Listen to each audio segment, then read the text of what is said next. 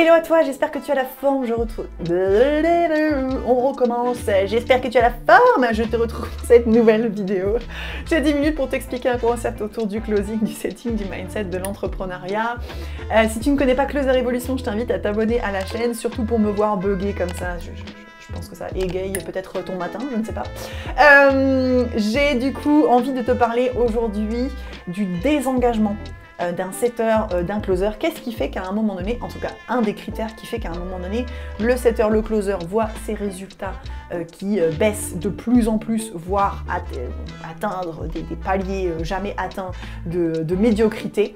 On y va, let's go, c'est parti.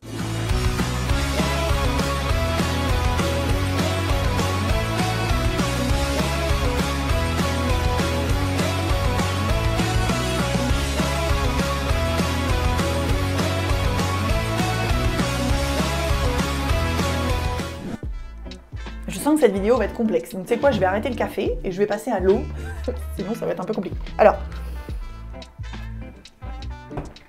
on voit, et je l'ai vécu moi-même, Vincent l'a vécu aussi, et certains de nos coachs l'ont vécu aussi à un moment donné.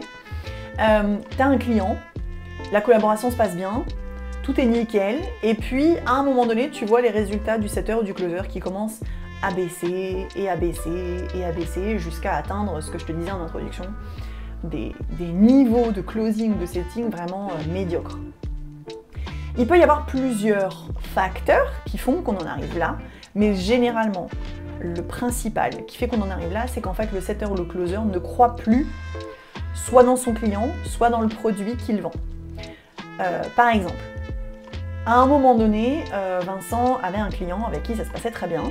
Et puis, tu sais, il est au téléphone avec des prospects, les prospects, il les close, et puis généralement, soit c'est Vincent qui prend des nouvelles du client, hello, comment ça se passe, est-ce que tout va bien, etc. Soit c'était le client qui revenait vers Vincent, mais il y avait toujours dans les conversations avec les personnes qu'il avait déjà closées, des personnes qui lui véhiculaient l'image du la formation n'est pas qualitative, j'ai pas les résultats, je suis censée avoir accès à un coaching mais je l'ai pas. Bref, tu vois plein de choses qui font que à un moment donné, tu sens que le client n'a pas les résultats par manque de sérieux de ton client et de la formation.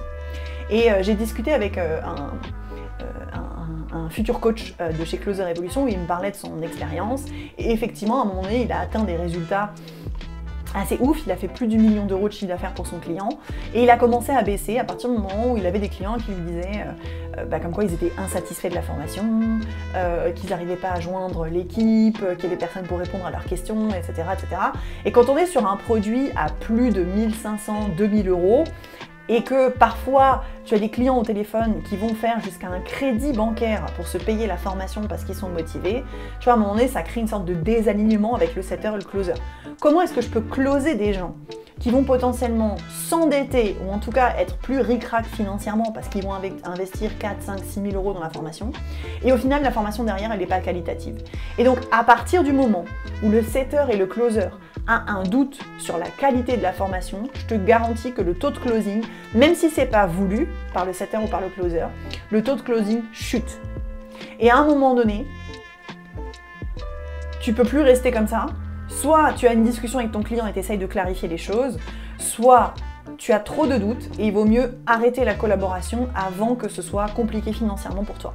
Parce que forcément ton taux de closing ou ton taux de setting chute, ça veut dire que tes revenus chutent, hein, c'est mathématique, ça va avec. Et vraiment, encore une fois, il y a plusieurs facteurs qui font qu'à un moment donné, le setter, le closer n'a plus les résultats escomptés ou tu vois, il commence à diminuer. Mais le numéro 1, ça reste quand même j'ai un doute sur ce que je vends, je suis désalignée avec ce que je vends et donc forcément, je véhicule pas de la certitude auprès de mes prospects, j'ai plus nécessairement envie de les closer, en tout cas quand je suis dans le doute, voilà, j'ai un problème de discours. Et donc forcément, si tu n'es plus sûr de ce que tu vends, les prospects ne sont plus sûrs de toi et donc forcément, ils n'achètent plus. Donc vraiment, moi je te conseille, si tu es dans ce cas-là, et une discussion honnête et franche avec ton client, en lui disant voilà, j'ai eu des retours de clients, comment ça se passe, parce que parfois c'est aussi le client qui abuse, hein.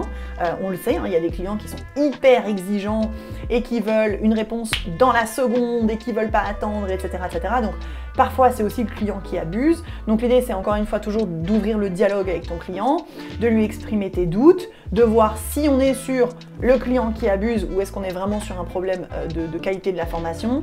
Et si tu vois qu'à un moment donné, le discours ne se fait pas, que la qualité de la formation n'est pas au rendez-vous, vaut mieux que tu arrêtes la collaboration plutôt que de voir ton taux chuter et encore et encore et encore, que forcément ton client te demande des comptes sur pourquoi est-ce que ça chute comme ça, et que tu rentres dans des discussions qui ne sont pas forcément hyper agréables.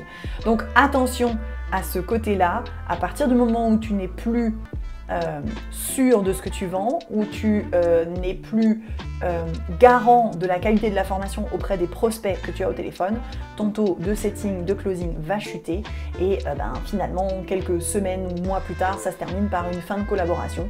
Donc attention à ça, je trouve que c'est plus stratégique pour le setter ou le closer de quitter la collaboration avant qu'on rentre dans des discussions un peu problématiques comme ça.